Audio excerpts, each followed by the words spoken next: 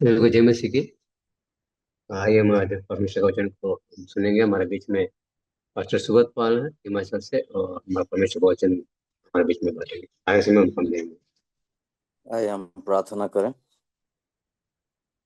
सर्वशक्तिमान परमेश्वर पिता, प्रभु सुबह उठते हैं तो प्रभु कई सारे जंगल में चिड़िया और प्रभु पशु पक्षी आपकी आराधना करते हैं। ऐसे मनुष्य प्रभु आपको याद करे, आपको पुकारे।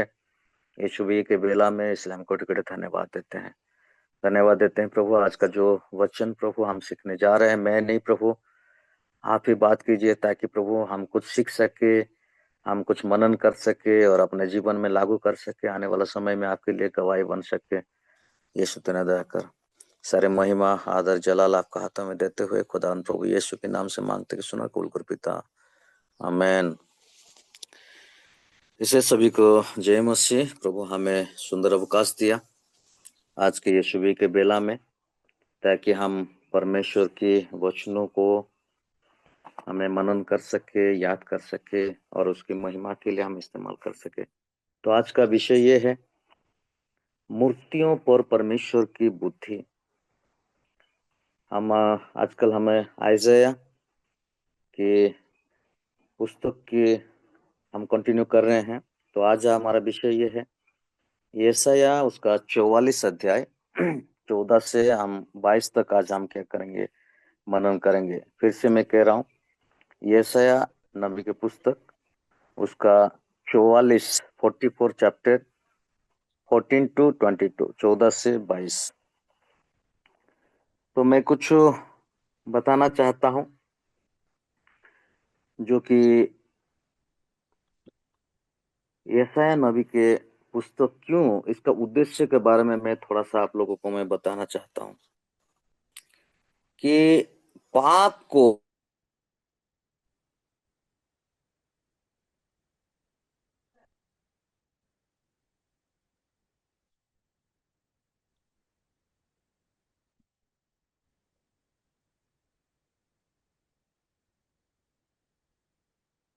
पापों को दिखाता है, जैसे मूर्ति पूजा हो या अन्याय और परमेश्वर से दूर हो जाना। और उनका जो उद्देश्य लोगों को ये समझाना कि पाप परमेश्वर का अप्रिय है, प्रिय नहीं है। और दूसरा विषय हम देखते हैं, उद्देश्य क्या है यशायाह नबी के पुस्तक में, कि पश्चाताप के लिए क्या करना, बुलाना, कल टू रिपेंटेंस। तो परमेश्वर अपने लोगों को क्या करता है ना, बार बार बुलाता है कि वे, हम क्या देखते हैं तीसरे विषय की, न्याय की चेतावनी देता है कि ये पुस्तक बताता है कि यदि लोग नहीं बदलेंगे तो परमेश्वर का न्याय आएगा। जैसे बाबुल का बंधुआई के बारे में हम देख सकते हैं, ये एक चेतावनी जो कि लोगों को सचेत कर देता है। और हम क्या देखते हैं यहाँ से, क्या उद्देश्य है कि आशा और सांत्वना देना। न्याय के बीच भी परमेश्वर आशा देता है।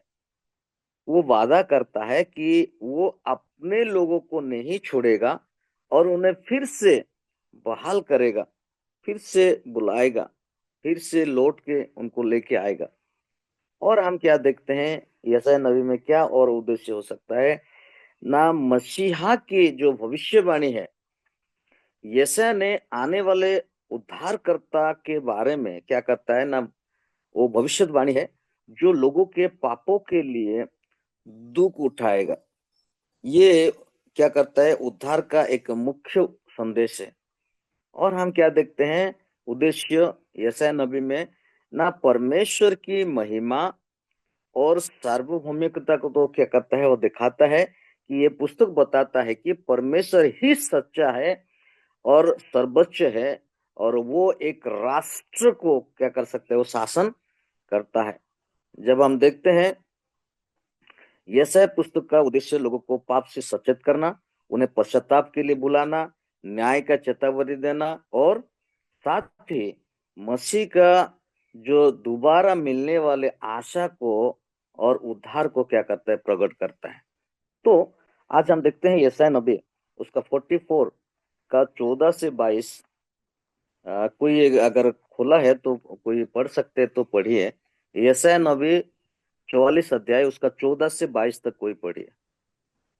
वह देवदार को काटता या वन वृक्षों में से वह जाति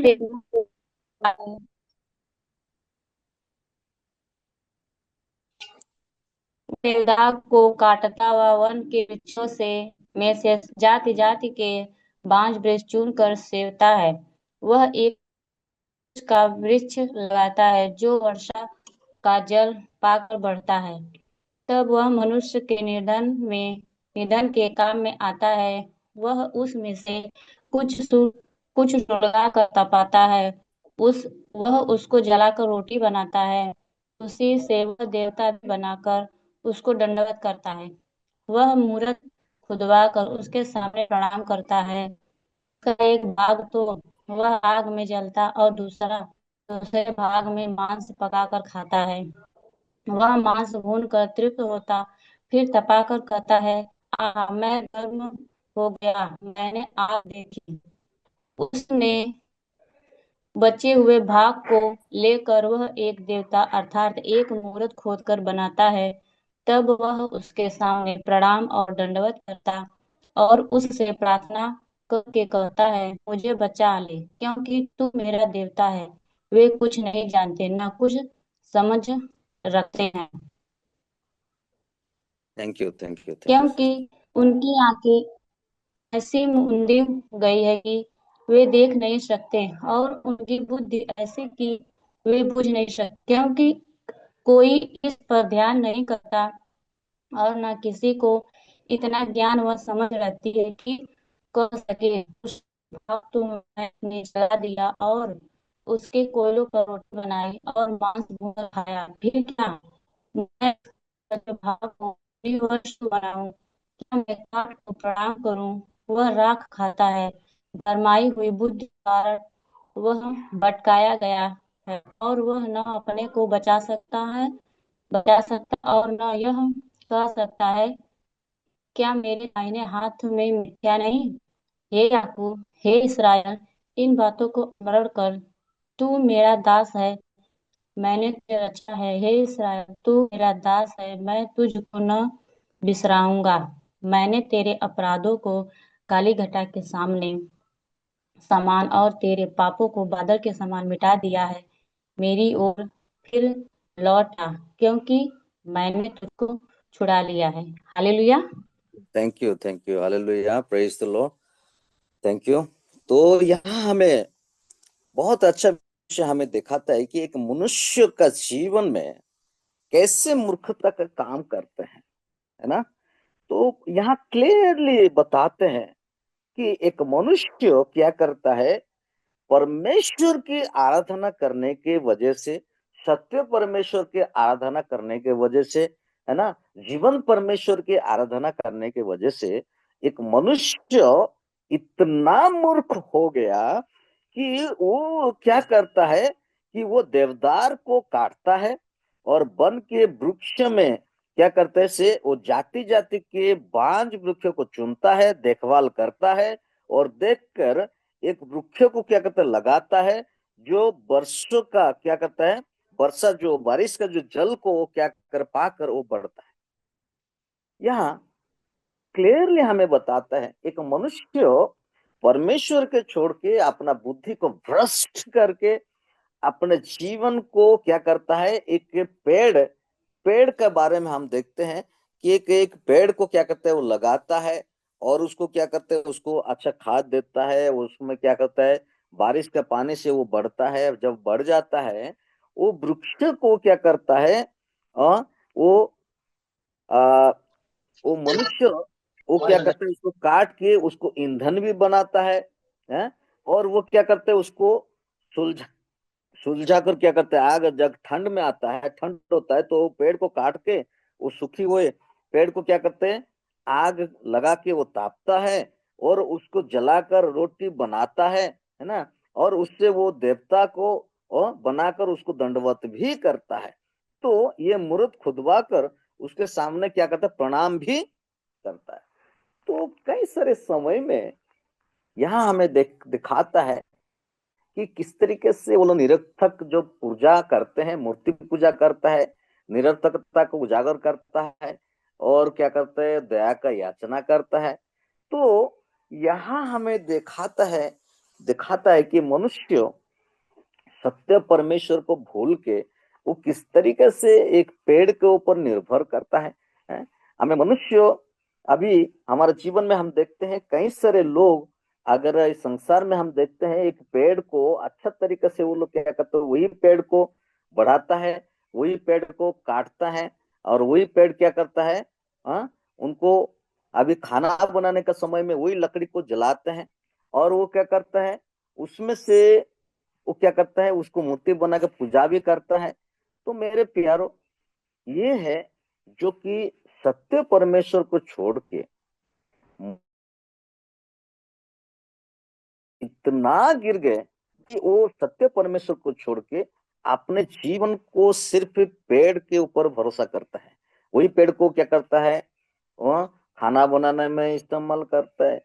वही पेड़ को लेके वो क्या करता है ना, वो ठंड से गर्म भी पाता है। वही पेड़ को लेके मूर्ति बनाते हो, दंडवत भी करते हैं। मेरे प्यारो, आज संसार में कई सारे लोग यही काम करते हैं।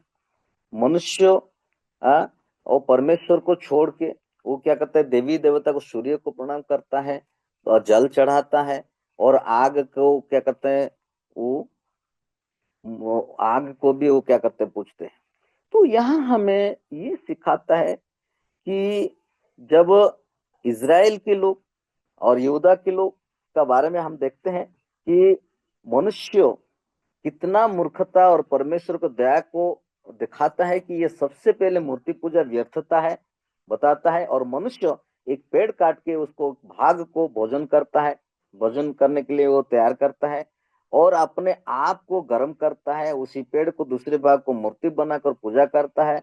ये दिखाता है कि मनुष्य सच्चे परमेश्वर से दूर हो जाता है और उसे सोचता है कि कितने अंधे है वो मनुष्य।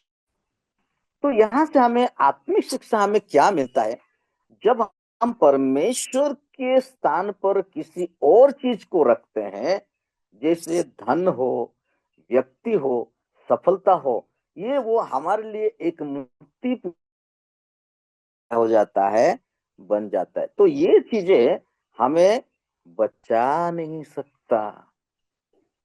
सच में मेरे प्यारो, आज मनुष्य को आप देखिए, मोबाइल के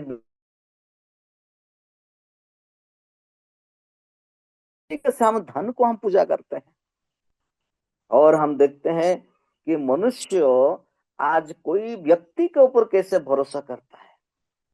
कोई भी किसी का, कोई व्यक्ति अगर धनी है, अगर वो हमें काम दिया है, तो हम क्या करते हैं, उसके ऊपर पूरा भरोसा करते हैं और उसको हम भगवान मानते हैं। कई बार हम मनुष्य को, लोगों के सामने बोलते हैं कि ये मेरा भगवान है, क्योंकि उसके बगैर में ये रास्ता में नहीं आना था, मुझे धन नहीं। आज हम समय परमेश्वर का हम नहीं देते हैं। आज हम मोबाइल में इतना गिर गए, अगर मोबाइल के बिना हम जी नहीं पाते हैं। हमारे जीवन को अगर हम देखें, जांचे मेरे प्यारो, आज हम सुबह उठते ही हम क्या प्रार्थना करते हैं? क्या हम बाइबल को उठाते हैं? क्या हम घुटने पे आते हैं? क्या हम परमेश्वर को हम पुकारते हैं क्या? तो ये सभी चीजों हम जिसके ऊपर हम भरोसा किया, इसके ऊपर हमारा ज्यादा आस्था हुआ आता है, तो वही है एक मूर्ति पूजा के बराबर है, वही एक मूर्ति पूजा है। तो हमें, जब हम परमेश्वर को स्थान पर किसी और चीजें को हम रख दिया, तो आप सोच लो वही हम मूर्ति पूजा किया। चाहे मैं फिर से मैं बता रहा हूँ कि चाहे धन हो, चाहे व्यक्ति हो, चाहे हमारा सफलता हो, चाहे ये सारे मूर्ति जैसा बन जाता है। तो ये चीजें हमें ये बताता है कि दूसरा, और ये अंश हम क्या सीखते हैं ना, अंधेपन को दिखाता है। मूर्तियों के करने वाले सत्यों को नहीं समझ पाते हैं, क्योंकि उनके हृदय कठोर हो जाता है और वे अपने कामों पर विचार भी नहीं करते हैं। तो यहाँ मेरे प्यारे हम देखते हैं कि परमेश्वर के बिना मनुष्य मनुष्यों की समझ अंधकार में हो जाता है, और वो क्या करते हैं, हमें सत्य दिखाने के लिए परमेश्वर की आवश्यकता है। तो सबसे महत्वपूर्ण बात यह है कि परमेश्वर की कृपा को, बुलाहट को हमें क्या करना, परमेश्वर चाहता है कि परमेश्वर अपने लोगों को प्रेम से याद करते हैं और बुलाते हैं, और वो कहता है कि मैंने तेरे अपराध को बादल के समान मिटा दिया है और मेरी ओर लौटा, क्योंकि मैंने तुझे छुड़ा लिया है। यहाँ परमेश्वर हमें कभी नहीं छोड़ता, चाहे हम भटक जाए। वो हमें क्षमा करने और फिर से वो स्थापित करने के लिए वो तैयार है। हमें उद्धार केवल परमेश्वर से ही मिलता है, ना कि मनुष्य के द्वारा बनाए गए किसी वस्तु से हमें मिलता है। ऐसा 44 का अगर 14 से 22 हम दिखाता है कि मूर्तियों क्या है, व्यर्थ है, परंतु परमेश्वर दयालु है और हमें क्षमा करने के लिए वो तैयार है। जब हम उसकी ओर लौटते हैं, वो हमें छुड़ाता है और हमें नया जीवन देता है। तो मेरे प्यारो, तो आज का ये संदेश है कि परमेश्वर चाहता है कि मूर्ति पूजा के निरर्थकता को उजागर करता है और दया के क्षमा और उजागर करता है कि परमेश्वर है। और ये अंश एक मानव निर्मित, एक मनुष्य को बनाए हुए मूर्तियों को, ये क्या है, शक्तिहीन है। वो शक्ति नहीं है। अगर कोई एक पेड़ लगाता है तो बारिश का पानी और खाद के द्वारा वो बढ़ता है। और हम देखते हैं कि वो वही मनुष्य क्या करता है, वही पेड़ को लेके आके वो क्या करता है, अपना शरीर के लिए गर्म भी करता है, अपना पेट के लिए वो खाना भी बनाता है, और क्या करता है, और उसको पूजता भी है। तो ये अभी अनर्थक बातें हैं, मूर्खता के बातें हैं। तो मेरे प्यारो, जब हम अगर इस तरीके से कोई हम मूर्ति पूजा कर दे या घर पे रखा है, तो अभी हमारे जीवन में हमें जांचे परखे, और वो हमें वो शक्ति नहीं देता है, वो हमें उद्धार नहीं करता है, वो हमें स्वर्ग लोक लेके नहीं जाएगा। तो यहाँ से हमें ये सीखता है कि प्रभु की प्रेम मुक्तिदायक प्रकृति के साथ तुलना करते हैं। तो ये लोगों को अपने पापों से फिरना, हमें लौट आना, पश्चाताप करना कि सच में परमेश्वर मैंने गलती किया, मैंने पाप किया है, कि ताकि मैं पेड़ को काट के, मैं मूर्ति उसको बना के उसको मैं आराधना कर रहा हूँ। तो मेरे प्यारो, सत्य परमेश्वर प्रभु यीशु मसीह है, वही है मार्ग, सत्य और जीवन, वही है। उसको छोड़ के हमें कभी भी कोई मूर्ति पूजा ना करे। परमेश्वर चाहता है कि परमेश्वर को हमें कोई मूर्तियों में हमें हमें क्या नहीं कर सकते, उसको बना नहीं सकते हैं, क्योंकि परमेश्वर चाहता है कि मैं तुम्हारा हृदय में वास करना चाहता। You are the temple of God, तुम परमेश्वर का मंदिर हो। परमेश्वर चाहता है कि हम वो हमारा हृदय में वास करना चाहता है।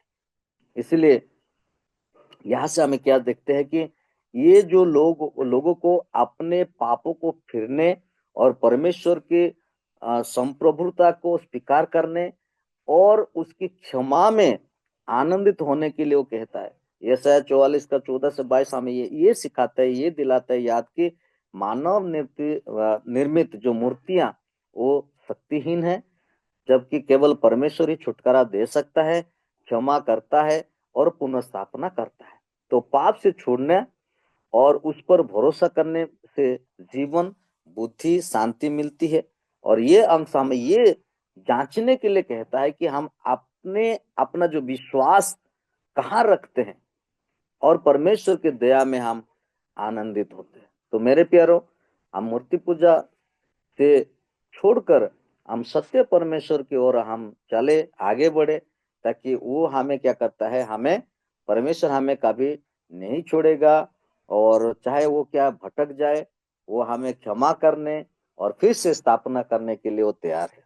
तो उद्धार केवल परमेश्वर से ही मिलता है, ना कोई मनुष्य द्वारा बनाए हुए कोई मूर्ति से मिलता है। तो इसलिए परमेश्वर चाहता है कि ये मूर्ति पूजा की ओर से वो फिरने के लिए परमेश्वर हमें बताता है। तो आज हम देखेंगे प्रभु के दास के एक मिशनरी की स्टोरी।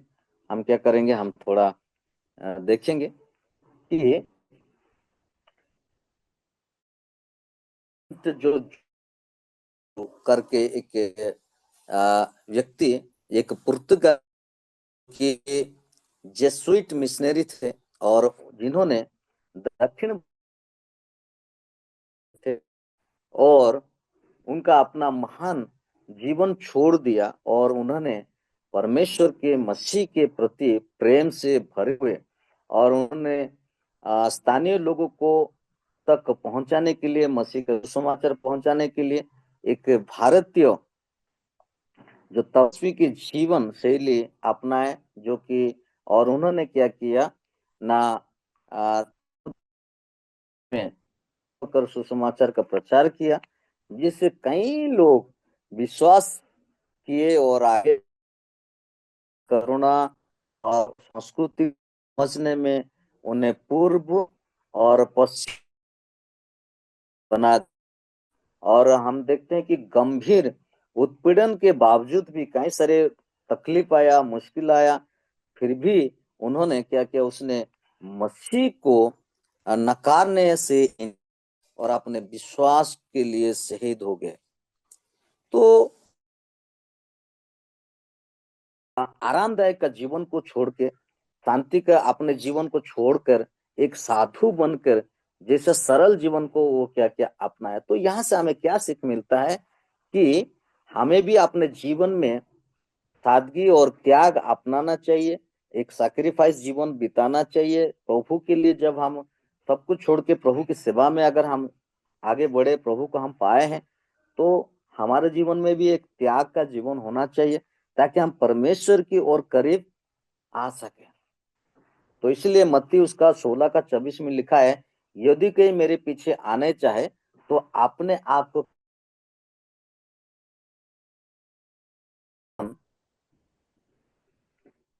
यीशु मसीह के में दे दिया। और हमें ये सिखाता है कि जीवन को परमेश्वर की इच्छा के अनुसार हमें समर्पण कर देना चाहिए। रोमियो 12 में लिखा है कि अपने शरीरों को जीवित परमेश्वर के बलिदान के चढ़ाओ, ये है सत्य परमेश्वर की सेवा है। तो इसलिए यहाँ हमें ये दिखाता है कि दूसरा पॉइंट के परमेश्वर के लिए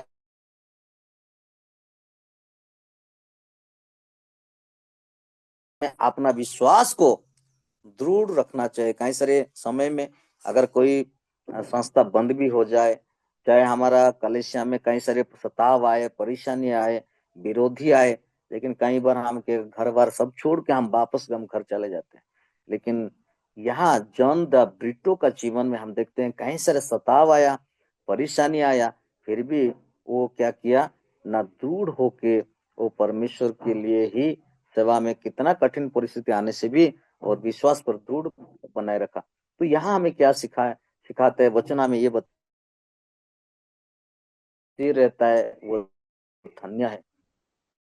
याकूब 1 का 12 में हमें देखने के लिए मिलता है। चौथा विषय हम क्या सीखते हैं कि जॉन द ब्रिटो में उन्होंने सुसमाचार के लिए साहस जताया। उन्होंने बिना डरे हुए सुसमाचार का प्रचार किया, चाहे जान का खतरा बहुत था कि वो क्या करे क्या ना करे। कई सारे लोगों उनको मारने के लिए पूरा तैयार थे, लेकिन हमें ये सिखाते हैं उनका जीवन से कि हमें निडर होकर सत्य का प्रचार करना चाहिए, हमें डरना नहीं चाहिए, परमेश्वर के ऊपर भरोसा करके हमें आगे बढ़ना चाहिए। तो यहाँ से वचन हमें ये सिखाता है, क्योंकि परमेश्वर ने हमें भय का नहीं पर सामर्थ की आत्मा दी है। तो पांचवा पॉइंट हम देखते हैं कि अंत तक विश्वास योग्य रहना चाहिए। अंत में उन्होंने अपने विश्वास के कारण अपने प्राणों को भी दे दिया, उन्हें शहीद हो गए और उन्होंने अपने जीवन को परमेश्वर की सेवा के लिए उछावर कर दिया। तो हमें अंत तक विश्वास योग्य बने रहना चाहिए, चाहे किसी भी परिस्थिति क्यों ना हो। तो इसलिए वचन हमें सिखाता है कि मृत्यु तक विश्वास योग्य रहो। जीवन उनको कठिन परिस्थिति में भी विश्वास करना और सुसमाचार के लिए साहस होना, और हम देखते कि एक विश्वास योग्य रहना हमें उनके जीवन से हमें सीखने के लिए मिलता है। तो प्रभु हमें आशीष दे तो ये समय में मैं मनोज भाई को मैं देना चाहता हूँ और वो आगे ले जाए। थैंक यू पास्टर जी। इस समय हम प्रार्थना करेंगे। हमारा बीच में कोई प्रार्थना कीजिएगा आज का दिन के लिए और जितने भी जो मीटिंग में जुड़े हुए हैं सभी परिवार के लिए।